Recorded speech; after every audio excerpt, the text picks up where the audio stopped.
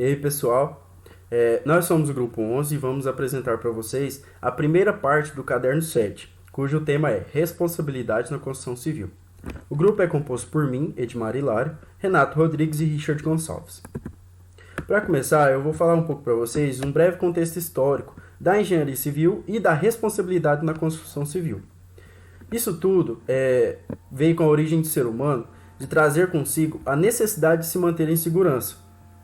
Primeiro em abrigos naturais, depois escavando rochas, depois derrubando árvores para construir cabanas, choupanas, lascando a pedra para construir casas, argamassando areias para construir palácios e forjando ferro para levantar arranha-céus.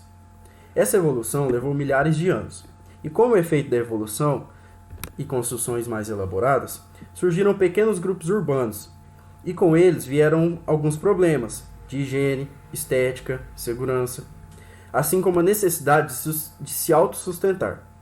Essa sustentabilidade ela veio por meio de plantio e da cultura de rebanho. Essas necessidades elas também foram acompanhadas com o surgimento de tecnologias, que no caso é o urbanismo, e os primeiros moldes do que chamamos de agronomia. Bom, os grupos urbanos foram evoluindo, e assim foram feitas as cidades.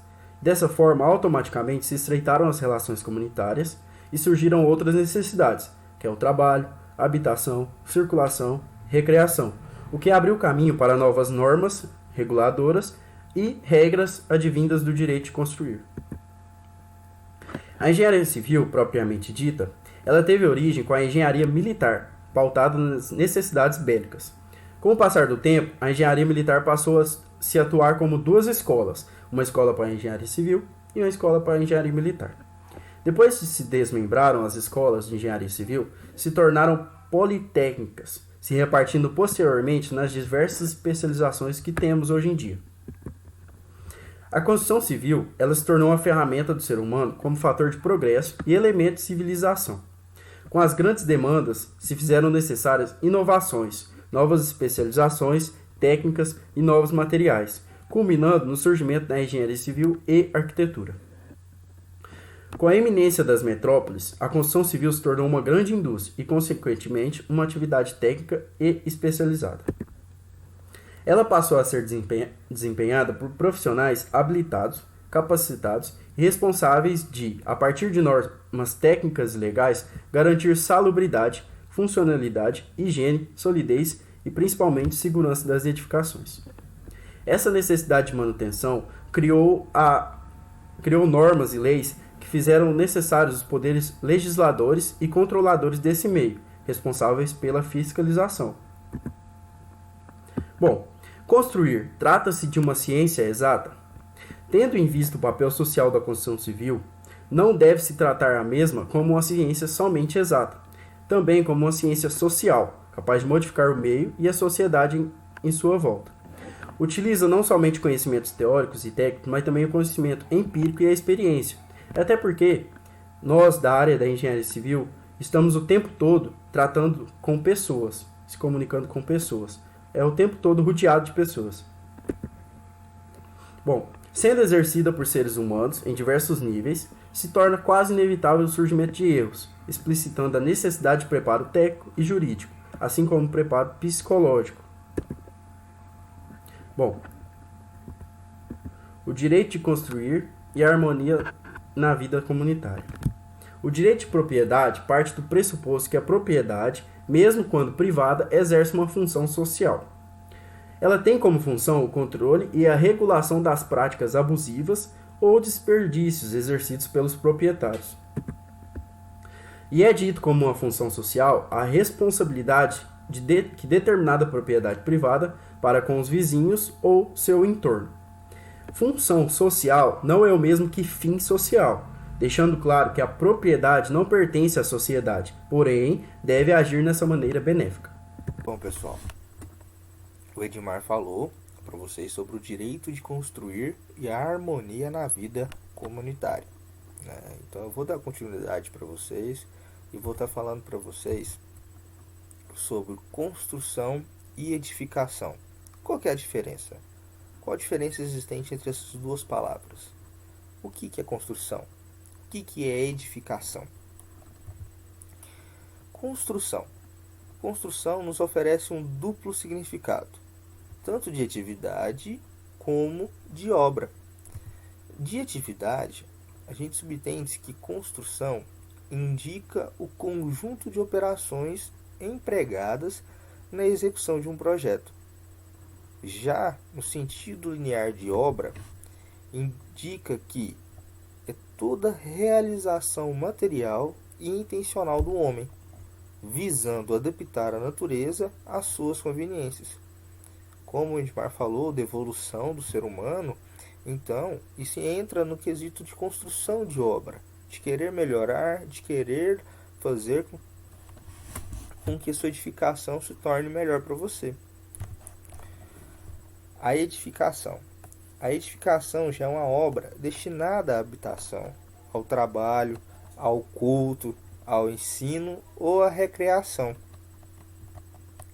Nas edificações, distingue-se o edifício e as edículas. Mas o que é cada um? O que é um edifício? O que é uma edícula? O edifício é a obra principal, é o corpo central. Já as edículas são as obras complementares, aquilo que vai dar suporte ao edifício, como as garagens, dependências de serviços e outros. O significado de prédio. Mas edificação e prédio não é praticamente a mesma coisa? Isso foi muito difundido e ainda é muito difundido na nossa linguagem do cotidiano, onde a gente atribuiu ao prédio a conotação de edifício, né, sendo destinado à habitação, então seja como sendo uma edificação, né? A gente atribuiu essa conotação. Porém, para termos legais, para quesito legal, em referência ao direito, o vocábulo prédio significa propriedade fundiária, ou seja, é a terra com as suas construções e servidões, ou seja, tudo que possui, tudo que está naquela terra. Pelo Infopédia, a gente tem 4 definições acerca de prédio, né? Pelo Infopédia, prédio é uma porção delimitada de solo, com as construções que nele existem. Também é uma propriedade rústica ou urbana, é um edifício destinado à habitação e também um edifício de vários andares. Isso tudo é definição, segundo a Infopédia, para prédio. Agora eu vou trazer uma complementação para vocês do significado de prédio, que Alves nos mostrou. Então, Alves bem complementa que, no conceito de prédio, integram-se o de subsolo, solo e sobressolo, ainda o de edificação ou, mais largamente, o de construção. A ideia de prédio é bem mais ampla do que um terreno de um pedaço de terra que está no substrato. Agora eu vou falar para vocês dar início, né, ao processo de construção, né? Como começar, qual que é o início? E para deixar para vocês uma explicação bem detalhada, eu vou deixar um vídeo para vocês em sequência, falando de como a gente começa a construir, qual que é o nosso início, o que já é do vizinho, o que é nosso. Então, pega o vídeo aí, presta bastante atenção, um vídeo curto, 1 minuto e meio mais ou menos, que vai estar bem explicadinho para vocês qual que é o limite ao iniciar a nossa construção. Até mais, pessoal!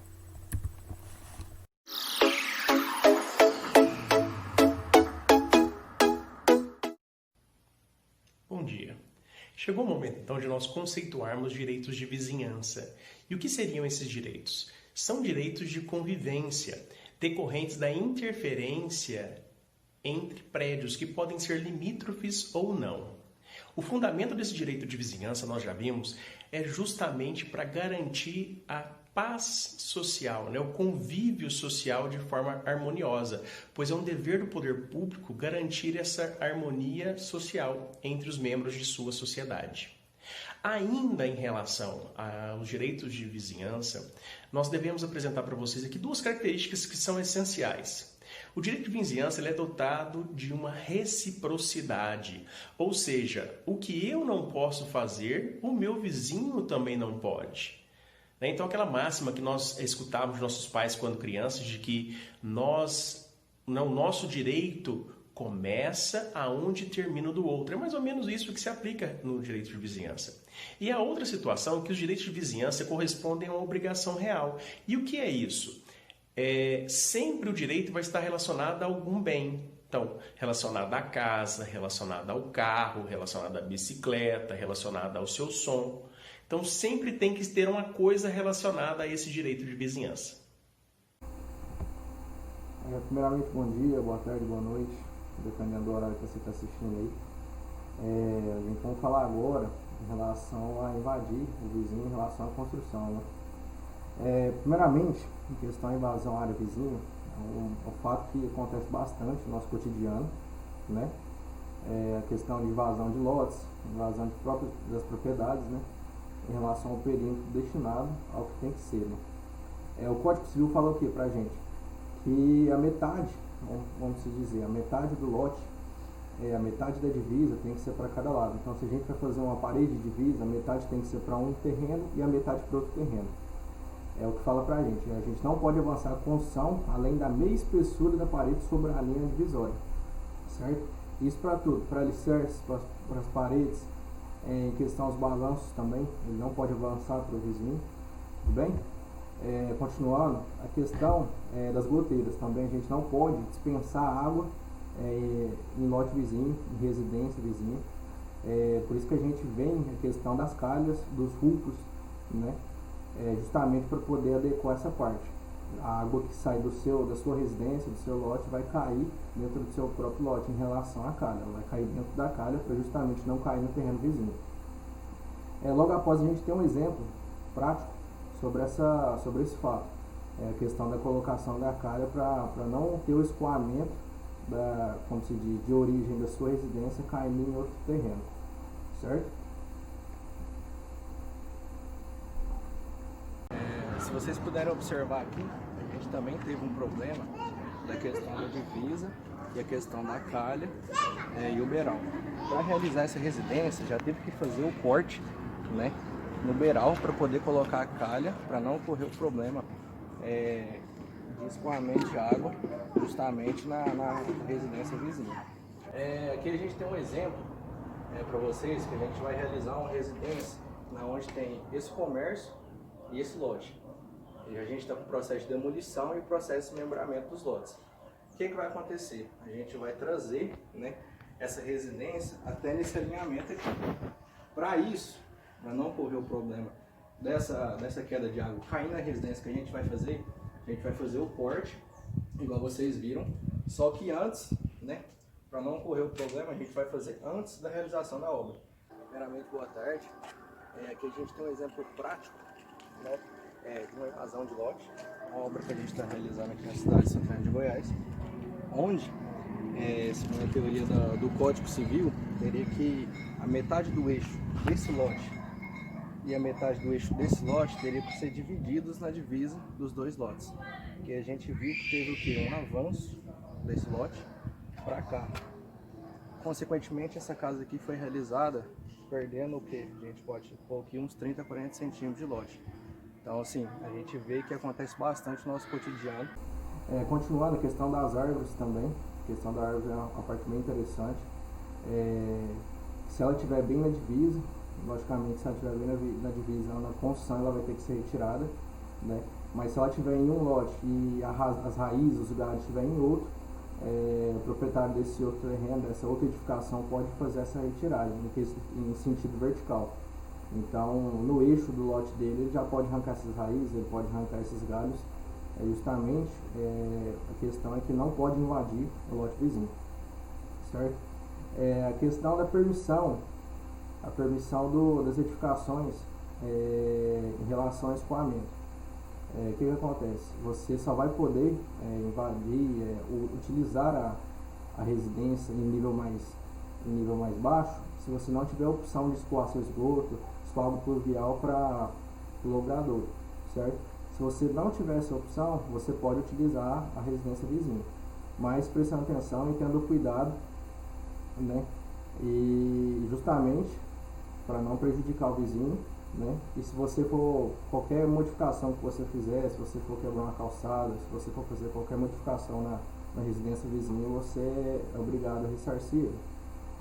A questão também, essa mesma questão funciona para limpeza, para obras. Se você vai rebocar uma parede que dá divisa com o muro vizinho, você tem que pedir a autorização anterior deles, né? Para poder fazer justamente essa parte de como se diz, de construção, de limpeza em método geral, certo?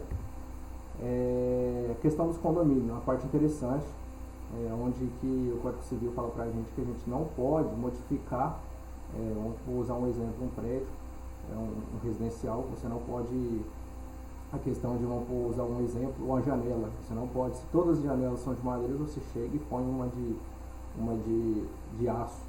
A questão a estética mesmo, a questão da pintura, porque o prédio tem todo isso, aí no rumo do seu apartamento você vai e pinta de uma cor diferente. Então essa parte ela tem um estudo, ela tem uma questão tratada no Código Civil. A questão das áreas incomuns, né? Você não, na sua residência você constrói um pilar, alguma coisa, algum tipo de construção que vai atrapalhar, vamos supor, o trânsito das pessoas, a questão da iluminação, de sombreamento.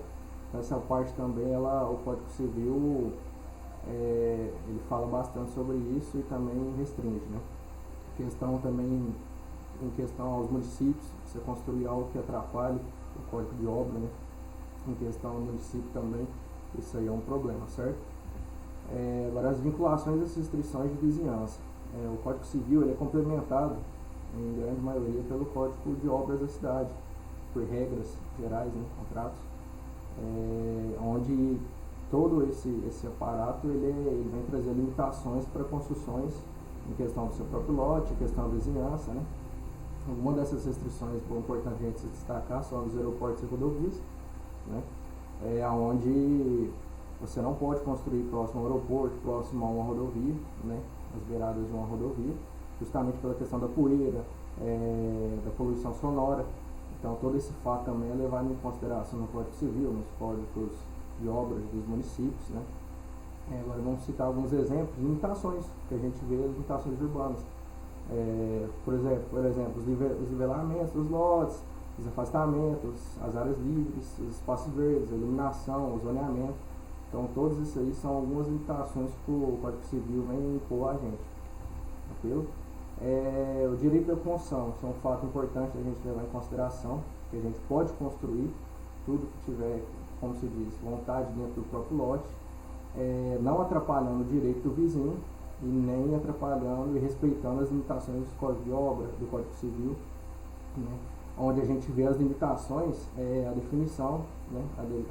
Como se pode falar que a definição das limitações são as restrições que esse Código Civil, que o Código de Obra vai colocar na sua residência, entendeu? Você pode construir até certo ponto, então você fica, como se diz, circulado de restrições, mas dentro dessas restrições você pode agir da forma que bem pensar. É onde vem o fato agora da liberdade de uso da propriedade, onde o Código Civil, no artigo 1299, fala pra gente que o proprietário pode levantar em seu terreno as construções que lhe aprover, salvo o direito dos vizinhos e os regulamentos administrativos. Então, você respeitando o direito do vizinho e os regulamentos, vamos dizer, por exemplo, do Código de Obra, e todos os regulamentos administrativos, você pode ter o direito de realizar essa obra. Dentre o Código Civil, dentro do Código de Obra, a gente tem algumas exceções, né, que são causadas por leis, artigos federais, estaduais, municipais, contratuais. Então essa parte pode ser modificada também. Questão de normalidade e anormalidade. Normalidade ela vai depender dos fatores de hora, uso, lugar, atividade. O próprio nome da percepção da gente já fala isso. A questão da normalidade, o que a gente pode comparar? Algo que lese, um exemplo, uma construção de uma obra que você está fazendo. Você movimentar ali para fazer a construção, questão da sonoridade também ser normal, como se diz, entra no fator de normalidade. Para você realizar uma obra, você precisa fazer aquilo, basicamente. Agora, se você está fazendo um barulho excessivo, se você está comprometendo a entrada dos seus vizinhos, se você está prejudicando, causando rachaduras, prejuízos materiais, financeiros para o seu vizinho, você já entra dentro da anormalidade, certo? A gente caracteriza isso como um mau uso, né? Um mau uso da edificação, da propriedade, então a gente já caracteriza dessa forma. O direito dos vizinhos. O vizinho tem o direito de impedir esses atos, né? Que prejudiquem ele, o sossego, a paz, a saúde. Então, se a obra está prejudicando ele de alguma dessas formas, ele tem o direito de reivindicar esse fato para que não ocorra, certo? E justamente quem está causando tem que fazer reparação dos danos morais, materiais. Então, se você está construindo uma residência que está causando isso, né, de forma intencional, de forma dolosa, você tem que fazer esse ressarcimento, né, para esse vizinho seu. Em relação ao cômodo ao construído, é o que eu estava acabando de falar. Se ele é insuportável, se ele é suportável, essa relação é bastante importante a gente observar ela. Como se diz, uma obra normal, você sabe até o limite, né, um limite ali que pode ocorrer de ruídos, de poeira e tudo mais. Agora, se está passando aquilo, já entra no fator insuportável, né? Questão do dolo que eu estava falando. Se quem está causando isso, a gente como engenheiro está ciente, né, está fazendo uma obra e está causando isso, os prejuízos, como se diz, os problemas para o vizinho, ele pode ser causado por vários fatos, entre a gente mesmo, que pode ser o que? A negligência, a imprudência, a imperícia, só que tudo isso caracteriza dolo, né? A responsabilidade para a gente de estar causando isso ao vizinho. Agora, citando alguns exemplos, né, judiciais, de serviço na engenharia que a gente pode causar ao vizinho, são excesso de trepidações, abalos, movimentos de solo, infiltrações, explosões violentas. Então, isso aí tudo, como se diz, são fatores construtivos que vão abalar a construção vizinha, o vizinho. Continuando, questão aos fatos, né, construtivos, a gente tem os danos, né, que pode ser a queda de madeiramento, a falta de tapume em questão da poeira, a falta de mulharrima, onde a contenção das terras podem cair sobre o muro vizinho, podem entrar na residência dele. Esse fato a gente tem que observar bastante mesmo. Agora hoje a gente vai mostrar um vídeo para vocês em relação a todos esses direitos, ok?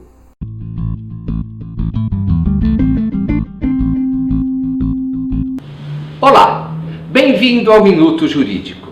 Hoje iremos tratar do direito de vizinhança, ou seja, daquelas regras que limitam o direito de propriedade a fim de evitar conflito entre proprietários e possuidores de prédios contíguos, respeitando assim o que conhecemos como convívio social. Prevê o artigo 1277 do Código Civil que o proprietário ou possuidor de um prédio tem o direito de fazer cessar as interferências prejudiciais à segurança, ao sossego e à saúde dos que habitam, provocadas pela utilização de propriedade vizinha.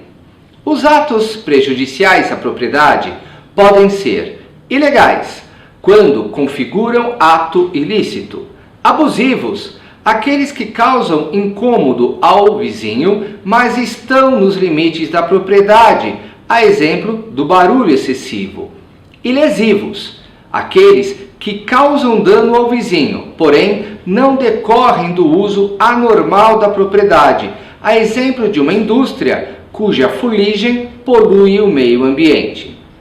Os atos ilegais e abusivos decorrem do uso anormal de propriedade, posto que ultrapassam os limites toleráveis da mesma.